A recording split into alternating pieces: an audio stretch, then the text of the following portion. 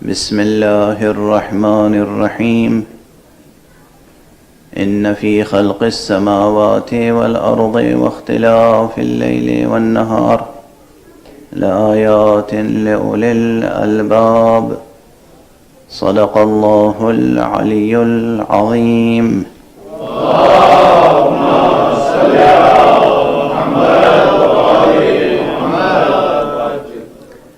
ایک اور بلندتر صلوات پڑھیں.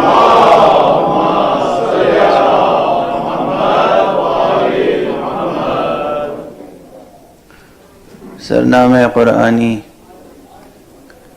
سورہ مبارکہ آل عمران کی ایک آیت ہے اور موضوع جو ہے زیر بحث وہ راز قدرت اور حسین. آج اس امر کی طرف ملتفت کر دوں کہ جو آیت روزانہ تلاوت کر رہا ہوں، اگرچہ یہ آیت بہت مختصر ہے بظاہر، لیکن اپنے مضمون اور معنی کے اعتبار سے نہایت جامعیت کی حامل ہے. ان فی خلق السماوات والارض واختلاف اللیل والنہار لآیات لأولی الالباب. ان کے جو حرف تحقیق و تاکید ہے، اس سے گفتگو شروع کی گئی ہے کہ بے شک بتحقیق یہ آسمانوں اور زمین کی خلقت میں اور یہ روز و شب کی آمد و رفت میں صاحبان عقل کے لیے بہت نشانیاں ہیں. بظاہر کتنا سادہ بیان معلوم ہوتا ہے، لیکن ذہن کو جھنجھوڑ دیتا ہے کہ گویا حق سبحانہ و تعالی یہ فرما رہا ہے کہ تم غور تو کرو خلقت سماوات و ارض میں. یہ کہنے کا مقصد کیا ہے کہ اس میں بہت نشانیاں پوشیدہ ہیں، بہت نشانیاں ہیں کہ اس میں ان فی خلق السماوات والارض، آسمانوں کی خلقت میں اور زمین کی خلقت میں، اور واختلاف اللیل والنہار، اور رات کے آنے اور دن کے جانے اور دن کے آنے اور رات کے جانے میں بہت نشانیاں ہیں.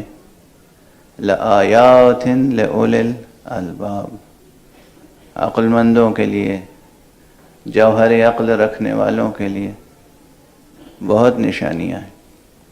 جیسے یہ بات کہی گئی تو جو بیدار ذہن ہیں، جو بیدار دل ہیں، ان میں شوق نہیں پیدا ہوگا، جستجو نہیں پیدا ہوگی کہ یہ کس کی آواز ہے اور کون کہہ رہا ہے کہ اس میں نشانیاں ہیں، تو چلو دیکھیں تو صحیح کیا نشانیاں ہیں.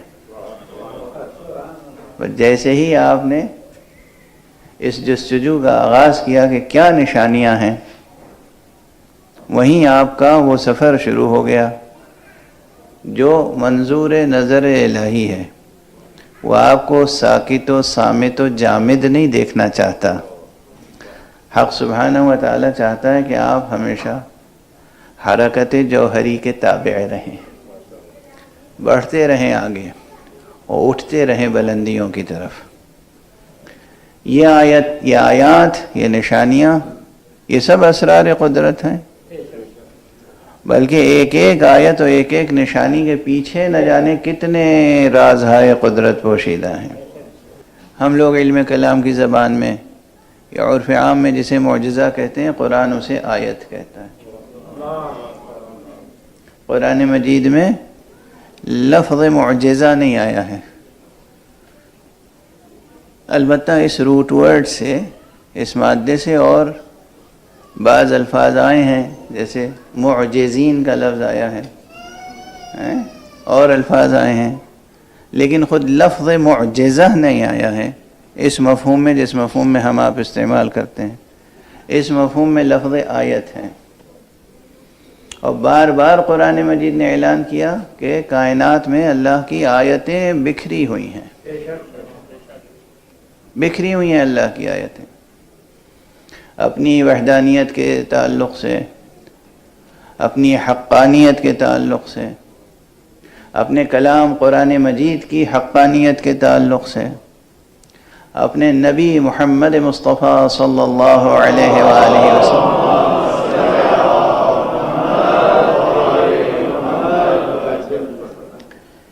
کی تصدیق اور ان کی حقانیت کے تعلق سے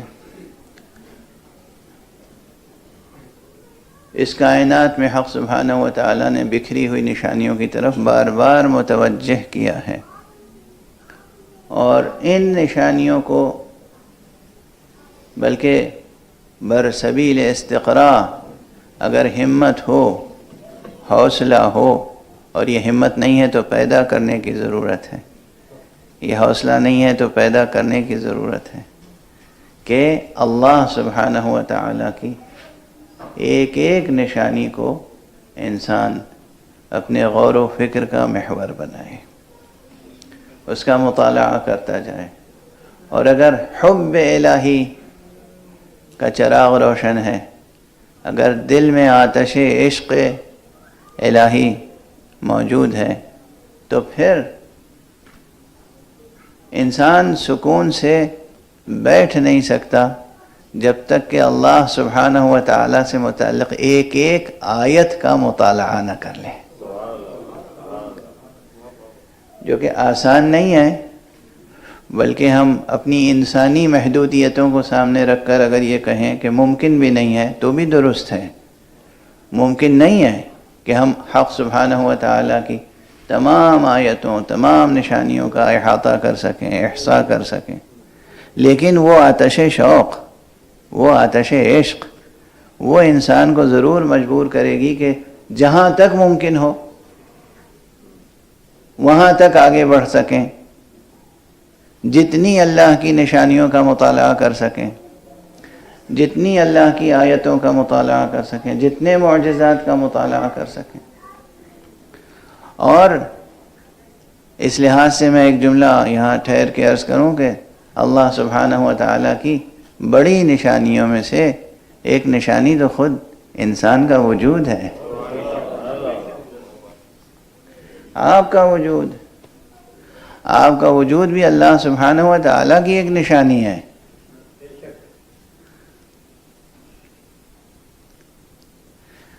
وائے ہو اس انسان پر جو اپنی جہالت و نادانی اور کج فکری اور کج اندیشی کی وجہ سے اپنی زبان سے اللہ ہی کا انکار کرے، جبکہ اس کا پورا وجود اللہ کا اعلان کرتا ہے۔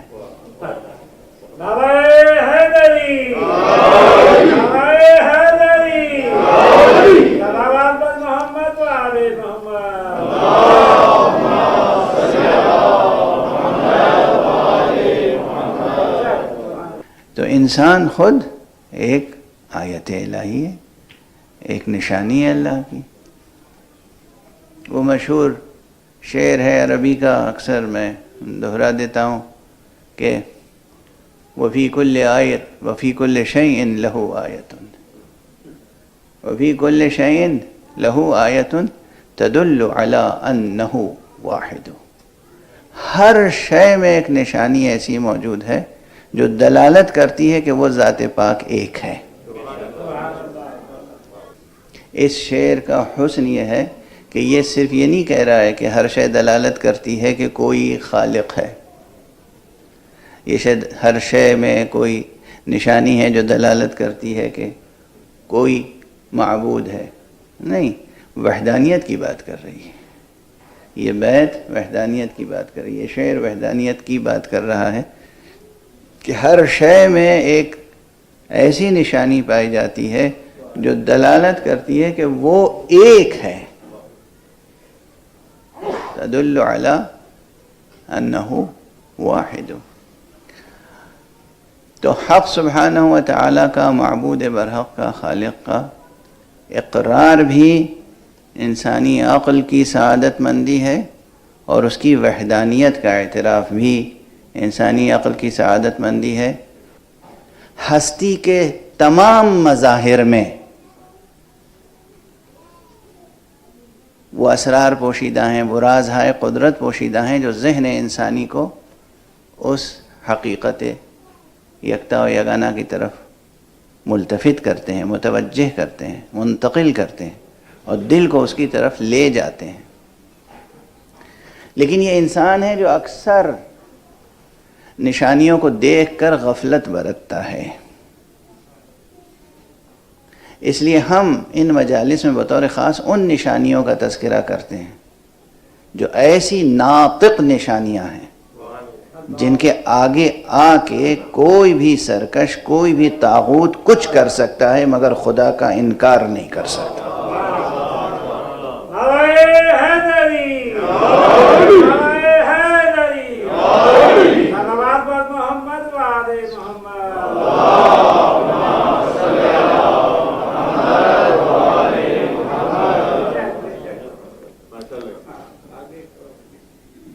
سائنسداں حضرات دن رات آیات الہی ہی کا تو مطالعہ کرتے ہیں۔ سائنسداں حضرات آیات الہیہ کا مطالعہ کرتے ہیں، اس نیچرل ورلڈ میں جو کچھ ہے اس کی اسٹڈی کرتے ہیں، ڈیپ اسٹڈی، تھورولی اسٹڈی کرتے ہیں، پھر بھی اللہ کا انکار کرتے ہیں، مگر یہ آیتیں خاموش رہ جاتی ہیں۔ مگر یہ ممکن نہیں ہے کہ کوئی محمد مصطفیٰ صلی اللہ علیہ وآلہ وسلم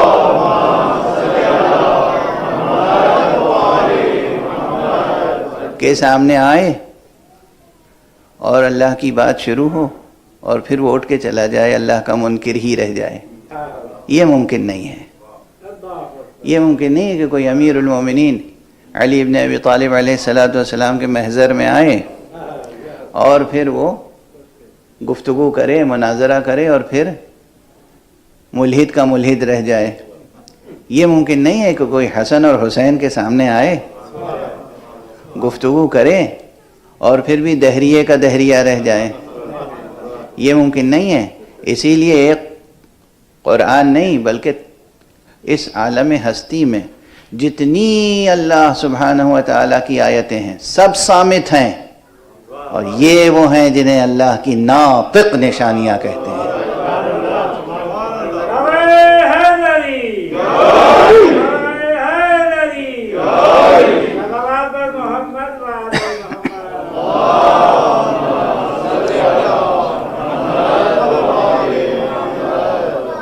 یہ اللہ کی ناطق نشانیاں۔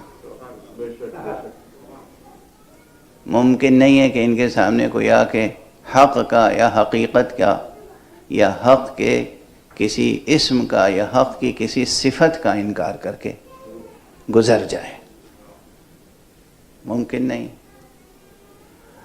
یہ یاد رکھیے، کل بھی میں نے یہ بات اشارتاً عرض کی تھی اور آج بھی متوجہ کر دوں کہ اس کائنات کا مطالعہ کرنے کے لیے آپ کو قرآن حکیم نے حکم دیا ہے، ہر چیز کا مطالعہ کیجیے، یعنی سائنسی علوم، نیچرل سائنسز میں خوب کام کیجیے۔ اپنے بچوں کو، جو خواتین میری باتیں سن رہی ہیں، جو مرد میری باتیں سن رہے ہیں، وہ یاد رکھیں قرآن مجید کا حکم ہے، اللہ سبحانہ و تعالیٰ کی جانب سے فرض ہے، سرکار ختمی مرتبت صلی اللہ علیہ وآلہ وسلم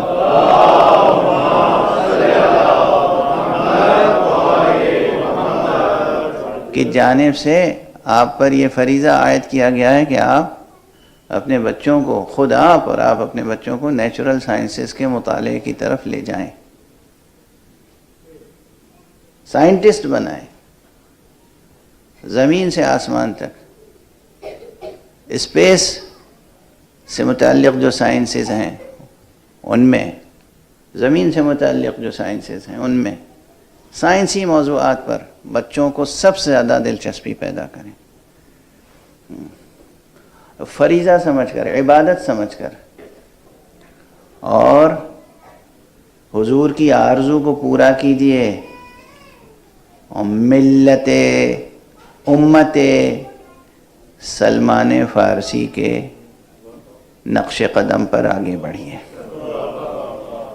محمد وآل محمد بلند تر صلوات۔ اللهم صل على محمد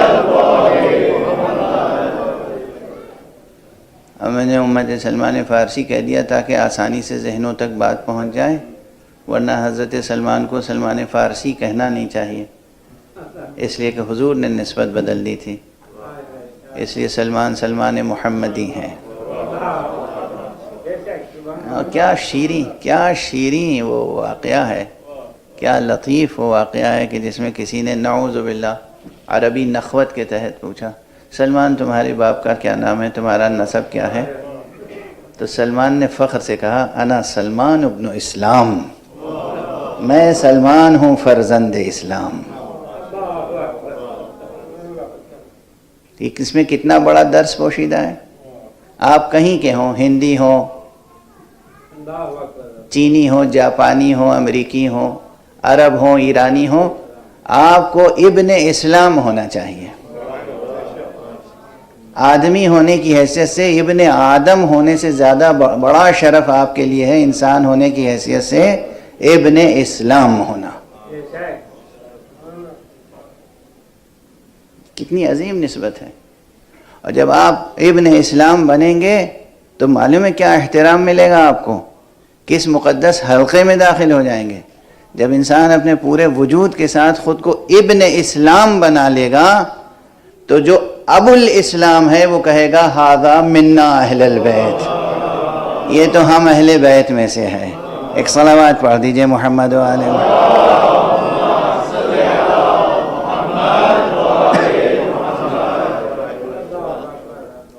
بہرحال تو ایک تو یہ کہ سائنس کا مطالعہ کیجئے سنجیدگی سے۔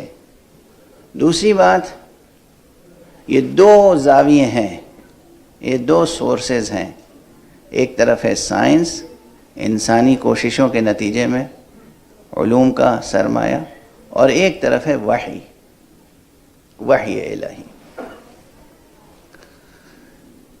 بہت پہلے مجھے یاد آتا ہے چھوٹا سا کوئی درس تھا، اس میں نے عرض کیا تھا کہ انسان اپنی عقل کی روشنی میں جتنا سفر طے کرتا ہے، جہاں تک عقل کی روشنی کام آتی ہے کام آتی ہے، جہاں عقل کی روشنی کام نہیں آتی وہاں عقل کو جو شے روشنی دکھاتی ہے وہ وحی ہے،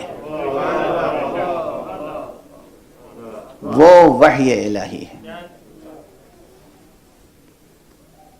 اس لیے آپ جو اپنی انسانی کوششوں سے رازہائے قدرت ڈسکور کرتے ہیں وہ اپنی جگہ، لیکن آپ سے خطا ممکن ہے،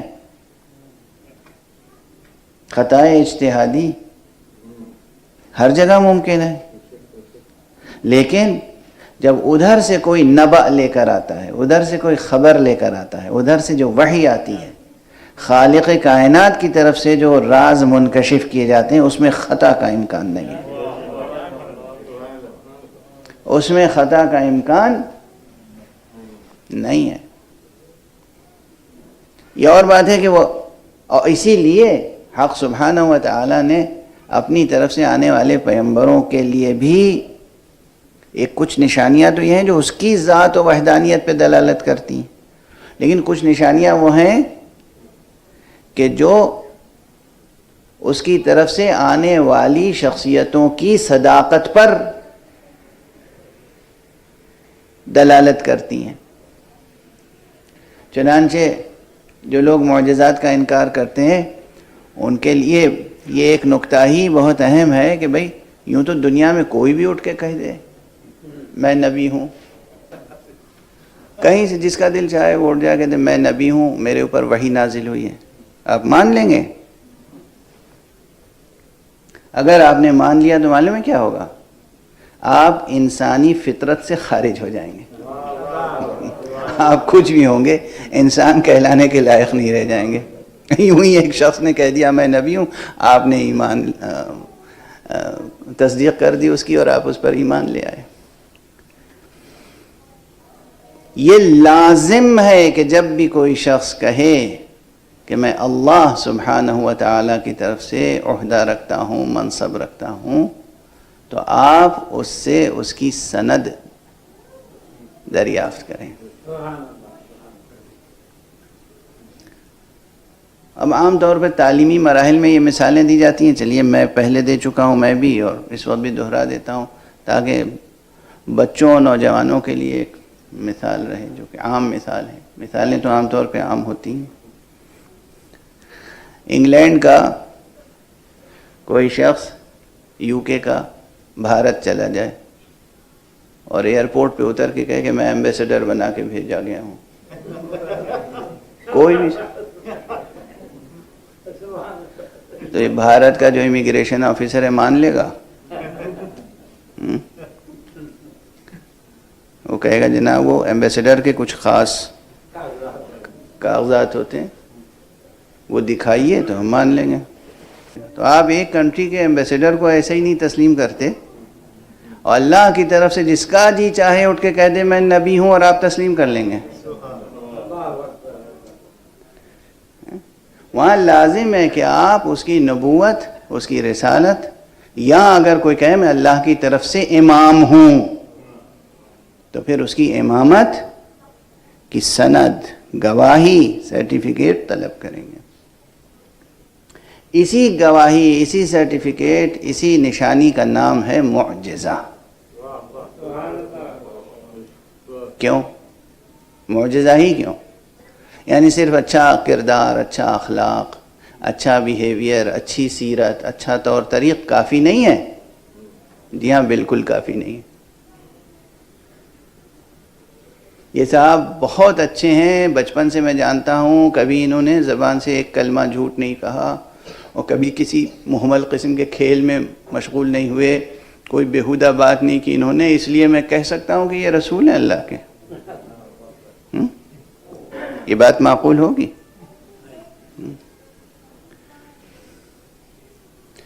کتنا ہی انسان خوش سیرت ہو، کتنا ہی انسان خوش فکر ہو، عالم ہو، فاضل ہو، سب کچھ ہو، مگر ہم اسے اللہ کا رسول نہیں کہہ سکتے۔ اللہ کا رسول ہونے کے لیے کوئی ایسی ہی نشانی ہونی چاہیے جس پر سب کو یقین آ جائے کہ یہ خود ساختہ نہیں ہے، یہ خدا ساختہ ہے۔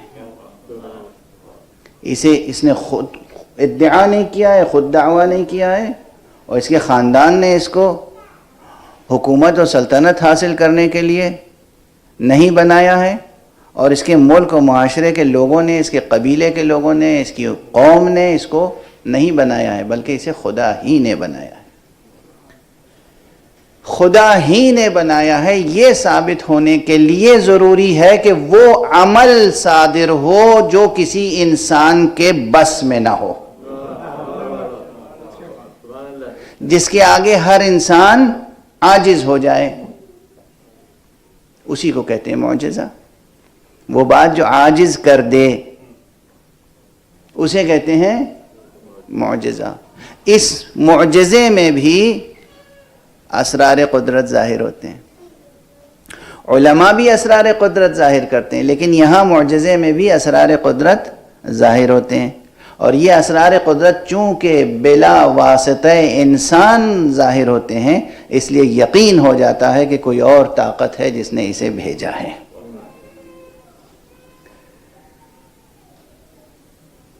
آغاز اس کا وحی سے ہوتا ہے، خود وحی معجزہ ہے، لیکن وحی چونکہ ہر انسان جبرائیل کو نہیں دیکھ سکتا، اس لیے وحی جب نازل ہوتی ہے تو خود جس پر وحی نازل ہوتی ہے وہ تصدیق کرتا ہے کہ یہ اللہ کی طرف سے پیغام ہے، اور اس لیے جب وہ گفتگو کرتا ہے تو اس کے لہجے میں وہ سچائی اور وہ یقین کی شدت پائی جاتی ہے، وہ یقین کی چمک پائی جاتی ہے کہ اس کا یقین اور اس کی صداقت بجائے خود ایک عظیم نشانی ہوتی ہے کہ یہ بات ایسی کوئی معمولی نہیں ہے جو یہ اپنے دل سے کہہ رہا ہے، یہ کوئی پیغام ہے جو پہنچا رہا ہے۔ یہاں پر ٹھہر کر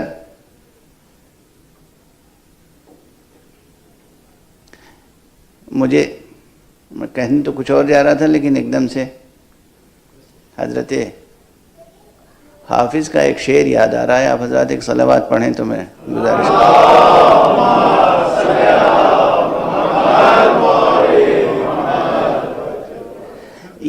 وحی کی شان اعجازی کی طرف اشارہ ہے، یہ نہ سمجھیے کہ اس میں امیت کی تفسیر ہے صرف۔ حافظ کی ایک بڑی خوبصورت نعتیہ غزل ہے، میں سمجھتا ہوں پوری کی پوری اپنے اسلوب میں، ظاہر تغزل کے اسلوب میں، جس میں انہوں نے کہا ہے نگار من کہ بے مکتب نہ رفتو خط نہ نوشت، نگار من کہ بے مکتب نہ رفتو خط نہ نوشت، بے غمزے مسئلے آموز صد مدرس شد۔ ارے میرا معشوق تو وہ ہے کہ جو نہ مدرسے گیا، نہ ایک حرف لکھا اپنے ہاتھوں سے، مگر ایک چشم کرم کے اشارے سے وہ ساری دنیا کا معلم بن گیا۔ تو یہ ایک حقیقت ہے، اس میں اس بات کی طرف توجہ نہیں ہے کہ امیت کے معنی ہے کہ وہ لکھنا نہیں جانتے تھے، پڑھنا نہیں جانتے تھے، وہ پڑھنے کہیں گئے نہیں، انہوں نے کچھ اپنے ہاتھ سے لکھا نہیں، اور اس کے باوجود وہ پورے عالم کے استاد ہو گئے، معلم کائنات، معلم انسانیت ہو گئے، بفیض چشم کرم الہی، بفیض وحی الہی۔ بہرحال تو حضور علیہ السلام کا مرتبہ اور آپ کی نبوت اور شان اعجاز، آپ کے ذریعے سے جو اسرار قدرت، رازہائے پنہاں آشکارا ہوئے ہیں وہ بھی بہت ہیں، جو آپ کی نبوت پہ بھی دلالت کرتے ہیں اور حق سبحانہ و تعالیٰ کی وحدانیت پہ بھی، اور ذہن انسانی کو متوجہ کرتے ہیں کہ دیکھو جو تم قد و کوشش و کاوش کرتے ہو، اسٹڈی کرتے ہو، ریسرچ کرتے ہو، مطالعہ کرتے ہو، علم حاصل کرتے ہو، اس کے مقابلے میں بھی ایک سورس ہے، ایک ذریعہ اور ہے رازہائے قدرت کو آشکار کرنے کا، وہ ہے وحی کا ذریعہ، وہ ہے نبوت، وہ ہے امامت، وہ ہے کلام حق، وہ ہے قرآن۔ اب یہ بہت بڑا موضوع ہے بجائے خود، اسی لیے سوکریٹس اور پلیٹو سے بھی پہلے اور اس وقت بھی اور آج تک بھی ایسے مکاتب موجود ہیں جو انسانوں کو علم کے اسرار حاصل کرنے کے لیے تزکیہ نفس اور صفائے قلب کی دعوت دیتے ہیں۔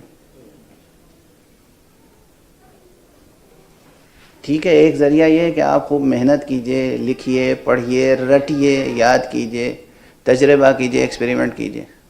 ساتھ میں ایک ذریعہ یہ ہے کہ آپ اپنے آئینہ قلب پر جلا کیجئے، آئینہ دل صاف ہو، جتنا آئینہ دل صاف ہوگا اتنے ہی اسرار قدرت آشکارا ہوں گے۔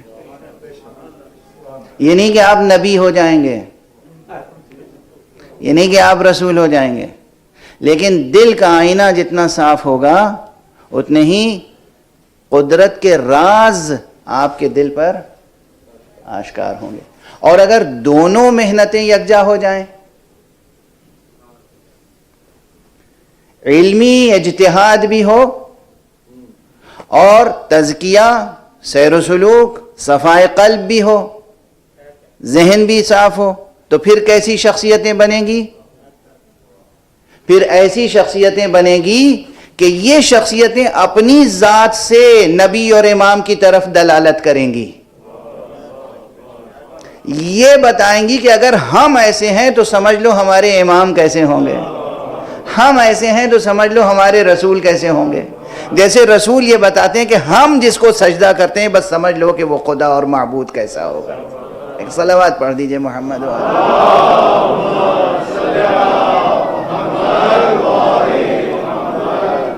اب کسی کو تردد ہو یا نہ ہو، میں تو بے دریغ نام لے سکتا ہوں، میں نے اپنی ان آنکھوں سے اور ان ہونٹوں سے ایسے ہاتھوں کو بوسہ دیا ہے کہ جو اپنے وجود سے دلالت کرتے تھے کہ دیکھو ہم ایسے ہیں تو امام معصوم کیسا ہوگا۔ واقعاً مجھے بہت فخر ہے کہ میں نجف اشرف میں ایک دو مرتبہ نہیں، نہ جانے کتنی مرتبہ میں نے حضرت امام خمینی کے دست مبارک کو بوسہ دیا ہے، اور وہ بھی کہاں؟ حرم امیر المومنین علیہ السلام میں حضرت امیر المومنین علی ابن ابی طالب علیہ السلام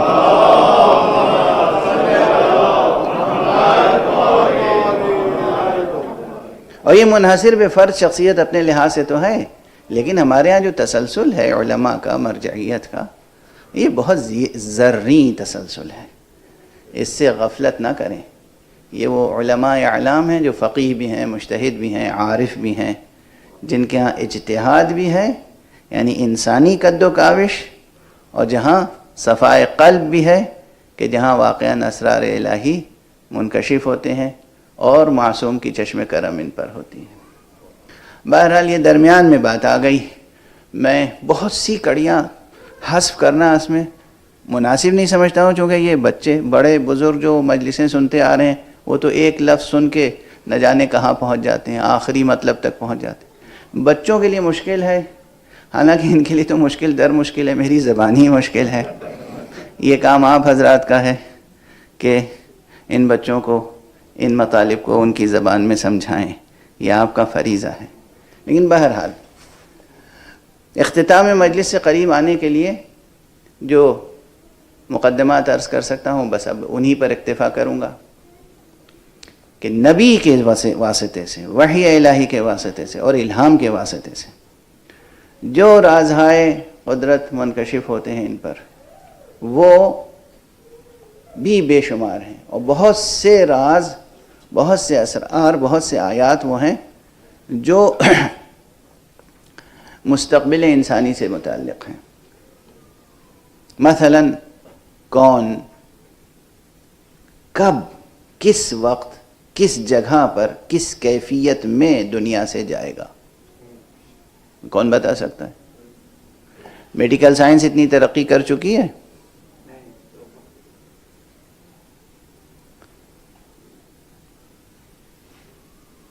بہت ترقی کی ہے میڈیکل سائنس نے، انٹرنل میڈیسن کے شعبے نے بھی اور سرجری کے شعبے نے بھی بہت ترقی کی، اس میں کوئی شک نہیں۔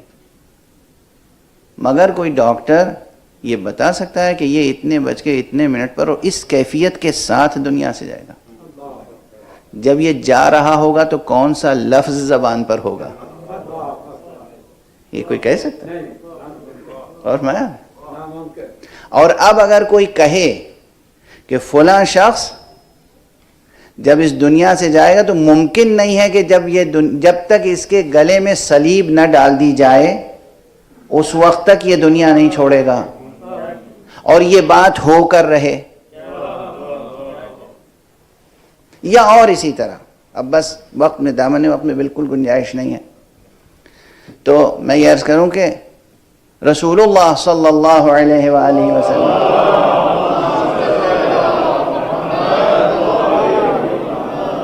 نے وحی و الہام الہی کے ذریعے سے جو کچھ آپ کو ملا تھا وہ حضرت امیر المومنین علی ابن ابی طالب علیہ السلام کو ودیعت فرمایا، اور اس میں سے بہت سے اسرار اس قبیل کے تھے کہ ان کو معصومین نے ایک جگہ مدون کر کے اس کا نام رکھا علم منایا۔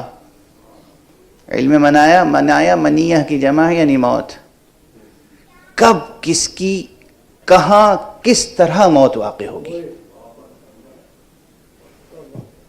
یہ پورا علم اور مستقبل کے واقعات، یہ سرکار رسالت مآب کو بھی علم تھا، امیر المومنین کو بھی علم تھا، اور جناب امیر المومنین علیہ السلام نے اپنے بعض شاگردوں کو بھی اس میں سے تھوڑا سا علم دیا تھا، جیسے حضرت میثم تمار کو، جیسے حضرت رشید حجری کو، حضرت ابن عباس، عبداللہ ابن عباس حبر الامہ کہلاتے ہیں، بہت بڑے مفسر کہلاتے ہیں، اور انہیں بھی شاگردی حضرت امیر علیہ السلام کا بھی شرف حاصل ہے، مگر شاگردوں کے بھی تو مراتب ہوتے ہیں۔ خود میثم جو کہ بنی ہاشم سے نہیں ہیں، غلام تھے کسی کے، امیر المومنین علیہ السلام نے میثم کو دیکھا، چہرہ دیکھا، آنکھیں دیکھیں اور پہچان لیا کہ اس میں کیا جوہر پوشیدہ ہے، میثم کو خریدا اور آزاد کر دیا۔ عبداللہ ابن عباس بنی ہاشم میں سے ہیں، چچیرے بھائی ہیں، لیکن معلوم ہے کہ ان کی صلاحیت کتنی ہے، اس لیے ان کو جو بتانا تھا وہ بتا دیا، ان کو جو بتانا تھا وہ ان کو بتایا۔ اب یہ روایت موجود ہے کہ حضرت میثم خود آئے ایک دن، کہنے لگے عبداللہ ابن عباس جو کچھ اس سینے میں ہے جی چاہتا ہے کہ اس میں سے تھوڑا سا تمہیں بتا دوں، لو کاغذ قلم لے کے بیٹھ جاؤ اور لکھتے جاؤ۔ انہوں نے لکھنا شروع کیا، پہلے تو خوشی خوشی، اس کے بعد گھبراہٹ شروع ہوئی، پھر حیرت شروع ہوئی، پھر اضطراب شروع ہوا، اور نتیجہ یہ ہوا کہ کہا میثم تم کیا کہہ رہے ہو، یہ کیا بیان کر رہے ہو، اور وہ کاغذ اپنے ہاتھوں سے خود پھاڑ دیا، برداشت نہ کر سکے، تحمل نہیں تھا، اور میثم مسکراتے رہے۔ اور اس موقع پر میثم نے جو انہیں واقعہ کربلا کی اطلاع دی اور کہا عبداللہ ابن عباس آقا حسین کربلا میں شہید ہو جائیں گے اور تم ان کا ساتھ نہیں دو گے اور زندہ رہو گے۔ اس وقت عبداللہ ابن عباس نے کہا اور آپ؟ کہا میں حسین سے پہلے شہید ہو جاؤں گا۔ بس بہت سی باتیں رہ گئیں، اور یہی ہوا تاریخ میں کہ جناب میثم کی شہادت پہلے واقع ہو گئی، کربلا سے پہلے، عاشور سے پہلے۔ لیکن آج جس تذکرے کی طرف میں آپ کو لے جا رہا ہوں وہ ایک اور نام ہے، اور انہیں بھی جناب امیر المومنین نے بہت سے اسرار، بہت سے رازہائے قدرت ودیعت فرمائے تھے، تعلیم فرمائے تھے، اور ان کا نام تھا حبیب ابن مظاہر۔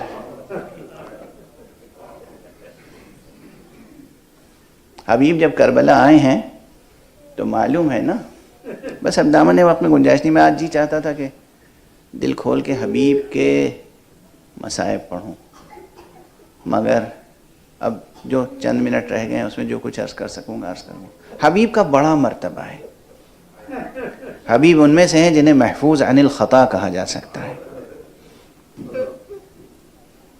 انسانوں کی وہ ایک سطح جو معصوموں کے نیچے ہوتی ہے، جن سے تصور نہیں کیا جا سکتا کہ زندگی میں کوئی خطا ہوئی ہوگی، اور خطاؤں سے روکنے والی قوت ان میں سب سے بڑی کون سی ہوتی ہے؟ عشق علی، عشق رسول، عشق اللہ۔ یہ سب سے بڑی قوت ہوتی ہے جو انہیں خطاؤں سے، غلطیوں سے روکتی ہے۔ اور زندگی میں کوئی ایک بات آپ ایسی نہیں کہہ سکتے کہ یہ غلط کیا، یہ خطا ہو گئی، یہ بھول ہو گئی، نہیں۔ بڑا مرتبہ ہے حبیب کا۔ اس سے بڑا کیا مرتبہ ہوگا کہ آقا امام معصوم سبط رسول صاحب اسرار خدا ان کو خط لکھیں تو کہیں الی الرجل الفقیہ، رجل فقیہ، فقیہ، امام کسی کو فقیہ کہیں، کتنا بڑا مرتبہ ہے۔ اور پھر ان کی سیرت و سوانح تو خیر بہت وسیع ہے، لیکن ان کی جو شریک حیات مومنہ تھی وہ خاتون مکرمہ بھی بڑی بلند پایا تھی۔ میں نے ایک کتاب میں خود یہ روایت دیکھی کہ 2 محرم کی شب اس مکرمہ نے خواب میں جناب زہرا کو دیکھا، اور جناب زہرا نے بس اس مکرمہ سے ایک فقرہ کہا کہ حبیب سے کہو اپنے محاسن کا خضاب کر لیں، یعنی اپنی داڑھی پہ خضاب کر لیں۔ اب اس مکرمہ کی ذہانت یہ ہے، یہ سمجھ گئی کہ میرا شوہر شہید ہونے والا ہے، اس کے خون سے اس کی داڑھی خضاب ہوگی، اس لیے کہ ابھی عمر نہیں ہے ان کی، بہت سن رسیدہ ہے، یہ عمر نہیں ہے کہ یہ خضاب کریں۔ اور بیوی کے کہنے کا یہ کیا مقصد ہو سکتا ہے؟ دنیاوی حسن و زینت کی بات نہیں ہے، بیوی تو جب بھی حسن و زینت کی بات کریں گی تو وہ اخروی اور بہشت اور جنات خلد کی بات کریں گی، اور وہاں سب سے بڑی زینت تو شہداء کے خون کی زینت ہے۔ حبیب چنانچہ آقا حسین کا جس وقت نامبر پہنچا ہے، کہتے ہیں کہ دوپہر کا وقت تھا اور حبیب دسترخوان پہ بیٹھے ہوئے تھے، پاس میں بیٹا بھی تھا قاسم اور زوجہ تھی، لیکن جیسے کسی کا ہاتھ کھانے کی طرف بڑھ نہیں رہا تھا۔ حبیب نے زوجہ سے کہا کہ دسترخوان لگا ہوا ہے تو پھر کھانا شروع کرنا چاہیے۔ زوجہ نے کہا مجھے جیسے کچھ انتظار سا ہے، میرا دل کہہ رہا ہے کوئی آنے والا ہے۔ کہا تمہیں کس کا انتظار ہے؟ کہا میرا دل کہہ رہا ہے حسین ابن علی کا قاصد آ رہا ہے۔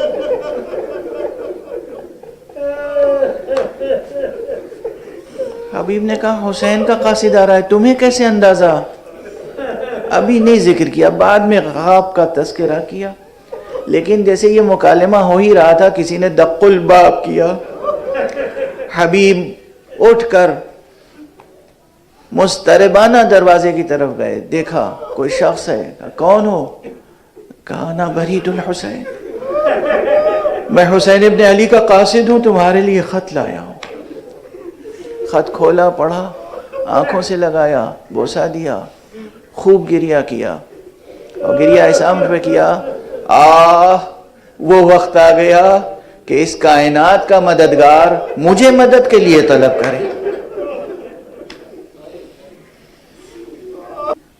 حبیب رخصت ہوئے، اپنے غلام کو بھی ساتھ لے گئے، غلام کی درخواست پر کربلا پہنچے۔ اور یہ جملہ تو آپ اکثر سنتے ہیں اور ہمیشہ سر پیٹتے ہیں نا۔ جب کربلا پہنچے، آقا حسین کے محضر میں بیٹھے ہی تھے کہ خیمے کے اندر سے کوئی آیا، ایک کنیز آئی اور اس نے کہا حبیب آ گئے۔ آقا اندر سے خیمے سے فاطمہ کی بیٹی زینب نے حبیب کو سلام کیا۔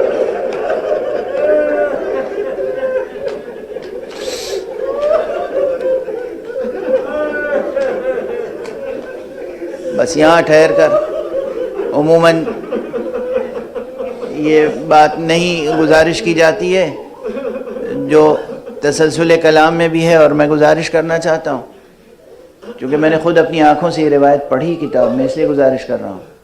جیسے ہی حبیب کو بی بی زینب کا سلام پہنچا، ویسے ہی حبیب نے آقا حسین کو دیکھا، کہا آقا اجازت ہے کہ میں در خیمہ تک جاؤں؟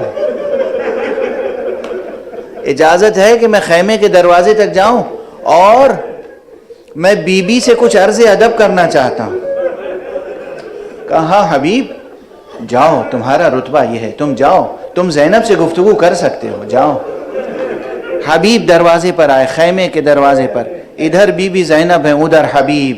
ایک مرتبہ سر سے امامہ اتارا، زمین سے خاک اٹھائی، سر پہ ڈالنا شروع کیا۔ کہا بی بی اب یہ دن آ گیا کہ آپ مجھے سلام کہیں۔ ہاں بی بی میں سمجھ سکتا ہوں آپ کی کیا کیفیت ہے، آپ کو آقا حسین کی فکر ہے، آپ کو آقا حسین کی فکر ہے۔ بی بی میرا دل چاہتا ہے، میرے سینے میں کچھ راز پوشیدہ ہیں، کچھ باتیں آپ کے بابا علی نے مجھے بتائی تھیں، آج میں آپ کے سامنے گزارش کرنا چاہتا ہوں اور عذر خواہی کرنا چاہتا ہوں، آپ سے پیشگی معافی چاہتا ہوں۔ بی بی نے کہا ہاں بتاؤ۔ دیکھیے اسرار تو سب کو معلوم تھے، بی بی زینب کو بھی معلوم تھے، آقا حسین کو بھی معلوم تھے، لیکن یہ حبیب تھے، انہوں نے اپنے انداز سے اس کا اظہار اس موقع پر کیا۔ کہا بی بی میں جو آپ سے معافی چاہتا ہوں وہ اس بات کی، میں آج روز عاشور آقا کا ساتھ دوں گا اور آقا پہ قربان ہو جاؤں گا، میں آج شہید ہو جاؤں گا۔ مجھے فکر یہ ہے کہ بعد میں جب آپ کے بازوؤں میں رسن بندھے گی اس وقت میں آپ کی مدد نہیں کر سکوں گا، کاش مجھے اللہ ایک زندگی اور دیتا۔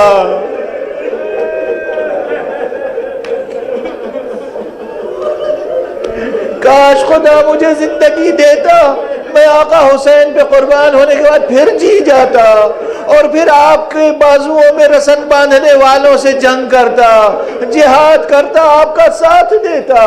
بی بی گریہ فرماتی رہی، حبیب اپنا معروضہ پیش کرتے رہے۔ اور اس کے بعد آپ جانتے ہیں، بس ایک فقرہ اور عرض کر لینے دیجیے، بہت سی باتیں رہ گئیں حبیب کے تذکرے میں، لیکن بس حبیب نے روز عاشوراء واقع آقا حسین کے سامنے خوب جہاد کیا، اور ہر طرح کا جہاد کیا، زبان سے بھی، دل سے بھی، تلوار سے بھی۔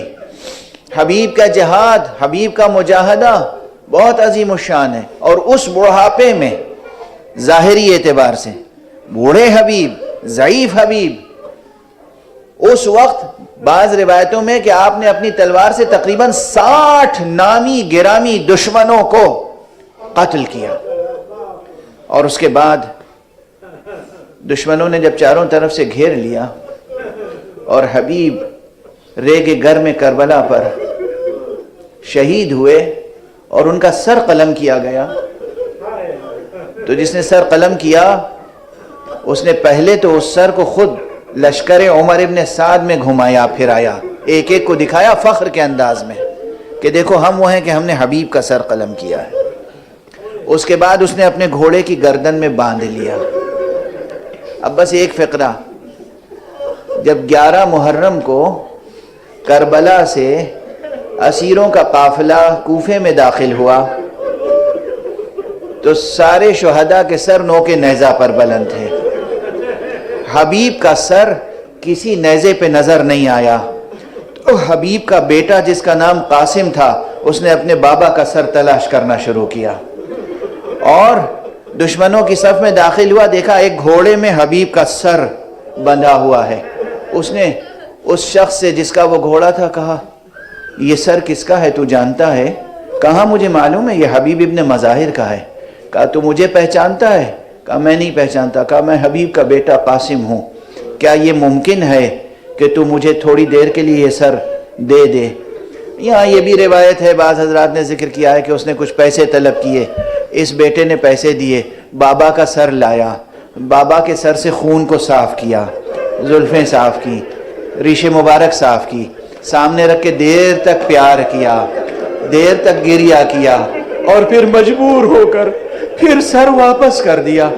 بعد میں اس نے اس قاتل سے انتقام لیا، مگر دست ادب جوڑ کے بس ایک جملہ کہوں گا، بابا کا سر دیکھ کر قاسم پسر حبیب کیا کیا تڑپا ہے، کیا کیا رویا ہے۔